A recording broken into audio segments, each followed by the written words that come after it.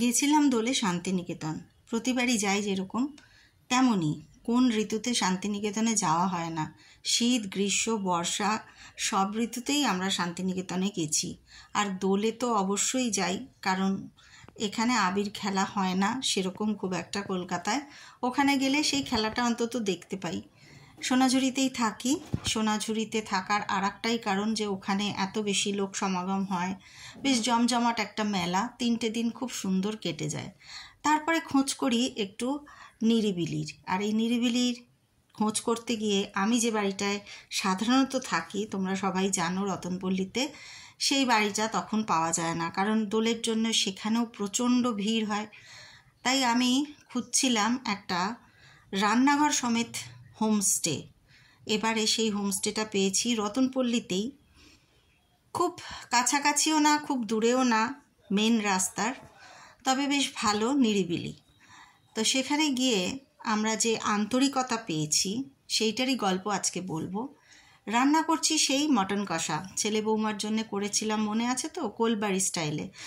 পুরোপুরি গোলবাড়ি অবশ্য নয়, কারণ কিছু কিছু জিনিস ওখানে আমার ছিল না। যদিও আমি একটা বাক্স প্যাটরা মশলা ভর্তি করে ওখানে নিয়ে যাই, তেল মশলা থাকে আমার সঙ্গে, যেহেতু আমি রান্না করতে ভালোবাসি আর রান্না করি। কিন্তু তবুও যেমন পাকা পেঁপেটা হাতের কাছে পাইনি, 5 ফোড়ন নিয়ে যেতে ভুলে গেছি। আর গিয়ে যে চট করে কিনে আনবো তখন সে সময়টা ছিল না, কারণ সামনে একটা ছোট্ট মুদির দোকান, সেটা তখন বন্ধ হয়ে গেছিলো। তো সেই কারণে আমি যখন রান্না করলাম এগুলো ছাড়াই করেছি। তবে চায়ের লিকারটা করে নিয়েছিলাম, খুব গাঢ় চায়ের লিকার, যেটা গোলবাড়ি স্টাইল মাটনে লাগে। মাটনটা ম্যারিনেট করে রেখেছিলাম একটু দই আর মশলা দিয়ে, শুকনো মশলা, পেঁয়াজ রসুনের পেস্ট দিয়ে। তারপরে বাকি ড্রাই স্পাইসেসগুলোকে ভালো করে ভিজিয়ে রেখেছিলাম, তেলের মধ্যে দিয়ে যেরকম আমরা ফোড়ন দিই, তেজপাতা, শুকনো লঙ্কা সব দিয়ে সেই মশলাগুলো দিয়ে কষে তারপরে মাটনটা ছাড়ছিলাম। আমার এবারের যে নতুন হোমস্টের মালিক মালকিন, তারা দুজনেই বয়সে আমার থেকে অনেক ছোট। তাদের খুব কৌতূহল ছিল আমি এত অল্প তেল মশলায় কী করে রান্না করি। আমি 250 তেল কিনে 4 দিন চালিয়েছি এবং তারপরে ফেরতও নিয়ে এসেছি, কারণ আমার মাসে 1.5 কিলো তেল লাগে, তার বেশি না। আর গ্যাসও আমার যায় 2 মাস 15 দিন। তো সেটা দেখে ওরা একটু অবাকই হয়েছিল। তা নতুন মালকিনকে একটু দেখবে নাকি, সে কিন্তু সব সময় পাশে পাশে ছিল আমার। দাঁড়াও দেখাই। ওর নাম সুমনা ঘোষ। তাকাও একবার এদিকে। হোমস্টেতে পা দেওয়া থেকে হোমস্টে ছাড়া পর্যন্ত সব সময় ও আর ওর হাজব্যান্ড কিন্তু আমাদের পাশে পাশে ছিল। এই হচ্ছে সেই 250 আমার তেলের বোতল। তো যেটা বলছিলাম, এতই কোঅপারেটিভ, এতই আন্তরিক, এবং সব সময় হয় না, আমরা তো বহুদিন আমাদের অভ্যেস নেই একটা মানে জয়েন্ট ফ্যামিলিতে থাকার।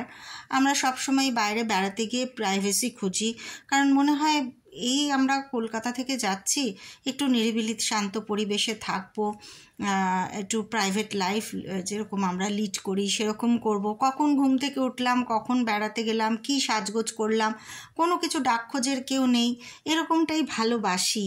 কিন্তু ওখানে গিয়ে যেটা মনে হলো আমরা একটা জয়েন্ট ফ্যামিলিতে রয়েছি। যেমন পাশেই ছিল আরও 2জন বোর্ডার, মানে ওরা ওখানেই থাকে, বিশ্বভারতীতে চাকরি করে। তেমনি মানে হাজব্যান্ড ওয়াইফ যারা মালিক মালকিন তারাও ছিলেন। ওনার হাজব্যান্ড পুলিশে চাকরি করে, আমাদের কলকাতাতেই অফিস। তিনিও বোধহয় ছুটিতে যখন ছিলেন, সেজন্য আমাদের সাথে সাথে যতক্ষণ পেরেছেন সময় দিয়েছেন। সারাদিন না থাকলেও রাত্রিরে এসে অবশ্যই গল্প করেছেন। এই আর কি, মনে হচ্ছিল একটা জয়েন্ট ফ্যামিলিতে আছি। রান্নাঘরটাও বারোয়ারি, কমন রান্নাঘর। সেখানে অনেক সময় হয়েছে যে আমি হয়তো রান্না করছি আর পাশে দাঁড়িয়ে একটি ছেলে, সেও তার টিফিনটা তৈরি করছে। আর বাসনপত্র তো প্রচণ্ড এলোমেলো হয়ে যেত, কার বাসন কোনটা আমার তো মাথায় থাকতোই না, কারণ এক জায়গাতেই সব। মাঝে মাঝেই সুমনাকে এসে আমায় শুধরে দিতে হতো, কাকিমা ওই বাসনটা নিও না, ওটা ওর বাসন। এবার ওটা কার বাসন, ওটা ওর বাসন, এত তো 4 দিনে মনে থাকে না, একটু এদিক ওদিক হতো। আর ভাত করার জন্যে তো সুমনা ছাড়া আমার গতিই ছিল না, কারণ ভাত করবার জন্যে আমাদের 3 জনের মাপের যে হাঁড়ি, কড়াই, সেটা কড়াই ছিল কিন্তু প্রচুর, কিন্তু হাঁড়ি ছিল না। তো সেই কারণে ও বেশিরভাগ দিনই হয় প্রেশার কুকারে আর না হলে রাইস কুকারে ভাত করে দিয়েছে। ওর সাহায্য আমায় নিতে হয়েছে। থার্ড দিন গিয়ে আমি ভাতটা করতে শিখে গেছি। একটা ছোট লিড দেওয়া পটে ভাত করেছি। আর এটা একটা কমন বারান্দা, এখানে সবারই কাপড় জামা শুকোয়। আর বাইরে থেকে সেই যে পলাশ গাছটা মনে আছে দেখিয়েছিলাম সেদিন, খুব সুন্দর দৃশ্য। আশেপাশের মানে এরিয়াটা, পরিবেশটা বেশ নিরিবিলি শান্তশিষ্ট, মন ভরে গেছে বারান্দায় দাঁড়িয়ে। তো মাটন কষাটা তো ওইভাবেই করেছি যেভাবে তোমাদের দেখাচ্ছি, তোমরা দেখতে পাচ্ছ। আমার কলকাতার রান্নাঘরে অনেকবার দেখিয়েছি, তাই মটন কষার রেসিপি আর নতুন করে কি দেব। প্রেশার কুকারের মধ্যেই রান্নাটা করে রেখে দিয়েছিলাম একটু বিকেলের দিকে। আর ওরা এসছিল, বৌমারা এসছিল সন্ধেবেলায়। তারপরে আসার সাথে সাথে যা হয় একটু গল্প আড্ডা চা খাওয়া সেই সব করে টোরে বৌমাই নেমে পড়লো ফিল্ডে।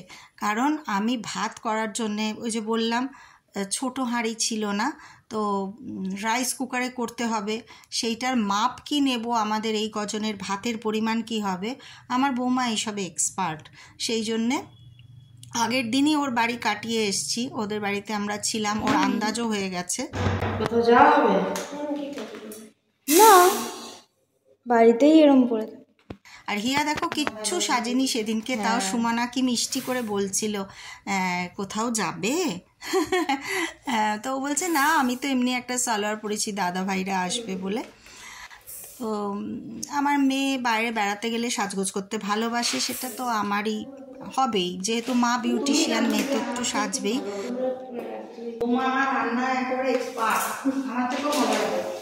কিন্তু সাজ মানে উৎকট কোনো সাজ না, এমন নয় যে সবসময় যাত্রাপালার মতো আমি বা আমার মেয়ে সেজে থাকি।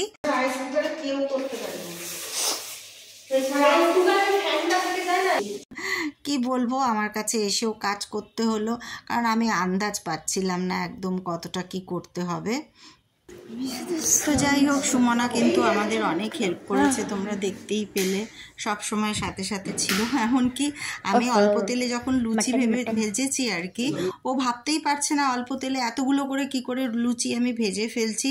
মানে ঢাকা দিয়ে রেখেছি, ও ঢাকা সরিয়ে বিস্ময়ে হতবাক হয়ে গেছে। কাকিমা একটু দেখি, আমি বললাম হ্যাঁ দেখো। তো এগুলো হচ্ছে 30 বছরের অভিজ্ঞতা। যদিও সুমনা আমাকে গ্যাস কি করে জ্বালাতে হয়, কি করে বন্ধ করতে হয় সেটাও শিখিয়ে দিয়েছে। তো ছোট্ট মেয়েটার কাছ থেকে আমার ভীষণ ভালো লেগেছে। আর সবাইকে বলবো যে ওদের হোমস্টেতে অবশ্যই যেও, ঘুরে এসো, একা লাগবে না এক মুহূর্ত সব সময়। আর কাকুকে তো মানে একদম মনে হচ্ছিল যে ওর নিজেরই কাকু, সেইভাবেই ট্রিট করেছে। পাশে বসা, কথা বলা, মনেই হচ্ছিল না যে আমরা অপরিচিত। তারপর ছেলে বৌমাও খাওয়া দাওয়া করে চলে গেল। চলে যাওয়ার সময়টা বড় কঠিন। আবার কবে দেখা হবে, আবার একসাথে বসে এরকম জমিয়ে খাওয়া দাওয়া করব, গল্প করব। সেদিন কিছুই খেতে দিতে পারলাম না ওদের, খুব সাধারণ মাংস ভাত আর একটু স্যালাড, খুবই খারাপ লেগেছিল আমার। আবার হবে কখনো। আজকের মতো এই পর্যন্তই, টাটা, সবাই ভালো থেকো।